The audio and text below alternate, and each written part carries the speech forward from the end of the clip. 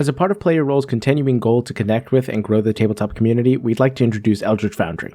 They're an absolutely incredible tool for customized miniatures, and if you want to make monsters, characters, or even just that perfect NPC, Eldritch Foundry can do wonders to help you achieve that. Right now, we're actually partnered with them to give you guys 15% off your order so long as you use the coupon code PLAYYOURROLE. If you've been waiting to get that perfect miniature, now's your chance, especially if you want to use it for a villain, because I think that's the most fun you could do. Anyways, enjoy the video. So, today I wanted to talk about a little bit of an interesting topic, and that's the characters that are overly sexualized in D&D. Now, I'm not going to come out here and say that these are bad characters. I'm not going to come out and say, oh, you shouldn't play a character who's over-sexualized, you shouldn't do this, you shouldn't do that. I'm not that kind of person. I understand that there's a place for that, and they can create really interesting characters. There are a lot of very, very cool and amazing and well-fleshed-out characters that have sexuality as a core part of who they are and their character arcs. However, I think in D&D, we've all seen enough horror stories to know where this is going. We've all seen enough horror stories where somebody puts sexuality first and foremost in their games, or makes everybody at the table uncomfortable, or creates a character who's just one-note sexual seductress. And I don't think that's necessary. You can create an interesting and fun character with this, but you have to handle it in the proper way, and shockingly, make a real character out of it. Don't make the fact that they put forward their sexuality as the only part of their character. So let's talk about that.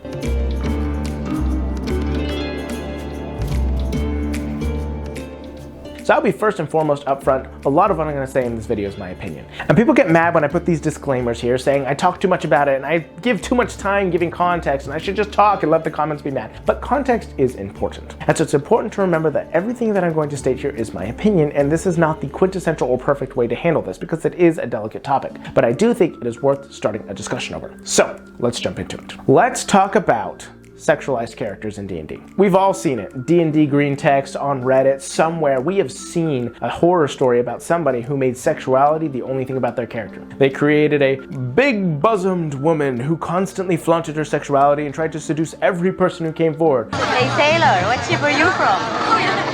Or they played the bard who just wanted to bang everything that moved. We've all seen it, whatever. And a lot of people have been complaining about this type of archetype, specifically in the Legend of Vox Machina, with the character of Scanlan. Because Scanlan is a very sexed up character. It was part of who he was. What? That's still finished. But here's the important thing to remember. Sexuality does not make a character. Sexuality is a part of a character. And if a character has a lot of confidence or uses their sexuality, that is one thing. That is one thing that creates an interesting character. But making them just about sex is not a character. It's a trope made for a one-off gag, not a D&D campaign. And not only that, it's a one-off gag that can make a lot of people extremely uncomfortable. And that's just not okay. Not at a D&D table. Being uncomfortable is a part of life. I'm not saying that you should never be uncomfortable. We should never make people uncomfortable. You're gonna do so whether you mean to or not. But at a D&D table, the purpose of the game is to have fun and have everybody feel included and having fun. The point is to create a safe environment. And if you're not doing that, or if you are actively pushing against it, you are doing the game a disservice. Will there be people in the comments who disagree with me? Yes, I don't care. I stand firm on that opinion. It's your funeral. And so when you create a character who puts sexuality at a foremost part of who they are, you have to take a few things into consideration. One, talk with your table. You must know what the limits are. Where are people okay with things and where are people not okay with things? There are a lot of characters who will constantly flirt with everybody and put forward and, convince people to do what they want because of their sexuality. That's fine. But you have to work with your table to figure out what it is that they're comfortable with. How far is it okay to go? I personally would not play a game that puts a large focus on sex. That's not what I play D&D for. If you do so, okay, that's you. I'm not judging you, but it's not something that I would do. It's not what I play D&D for. But the point is, the table has to be comfortable. If you are all consenting adults and you can figure it out, that's fine. And if you're underage, maybe skip this one. But the point is, when we're talking about this, you have to figure out what the table likes or is okay with. And once you've done that, you need to move on to the second part, why? When you create a core part of your character, you should always ask yourself the question, why? Why? Why? Why? Why? Why?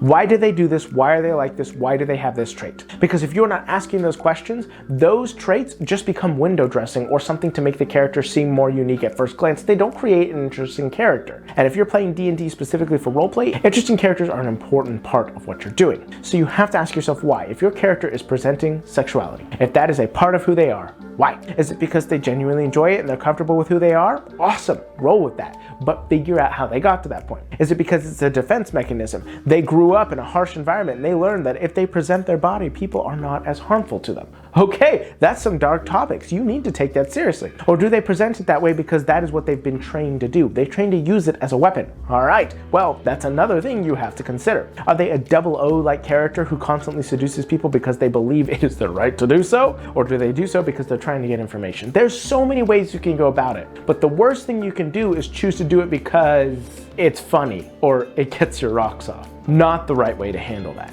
It needs to be a part of the character. And then, once you've done that, you figured out the why, you need to figure out the what else. Because it can't be the only part of your character. Nobody is just that. And if they are, there's probably a lot of issues going on there. Nobody is just sexuality. I've said that so many times, it is almost a positive thing that this is going to get demonetized. I hope not. We'll try and bleep out the word. So if you've heard it get bleeped out over and over again, it's not because I'm a prude. I just don't want YouTube to come after me. But you have to figure out the what else. The what else is incredibly important for this kind of stuff. If you don't have that, it's going to cause issues. Because your character will be extremely one note and eventually people will get tired of it, and your DM certainly will get tired of you trying to bang every NPC that comes across the way. So you have to figure out the what else. What is this character made for? One of my favorite examples of this is surprisingly Jessica Rabbit from Who Framed Roger Rabbit. She is one of the single most sexed up characters there is, and there's just basically no way of avoiding that. We all know that that's what that character is. However, one of the best things that she does is prove in the show time and time again that she is smart and capable, but people can't look past how she was drawn. As she said, I'm not bad, I'm just drawn that way.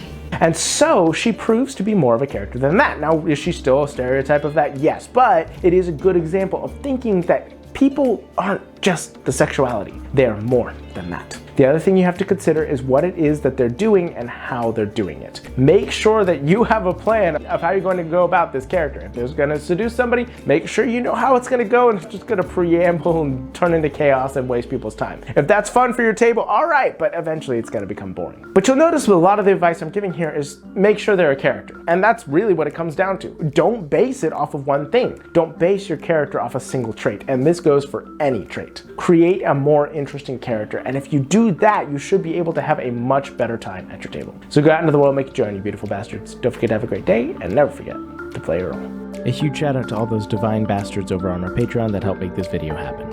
I'd also like to take an additional very personal thank you to BKBW, Diet Blue, Duplicolor, Malcadil, I hope I pronounced that right, Sassy Cat Productions, Sorit, Supreme Court, Tin Eye, and Void Mystic. We wouldn't be able to do what we do without our patrons, and we are very thankful for your continued support.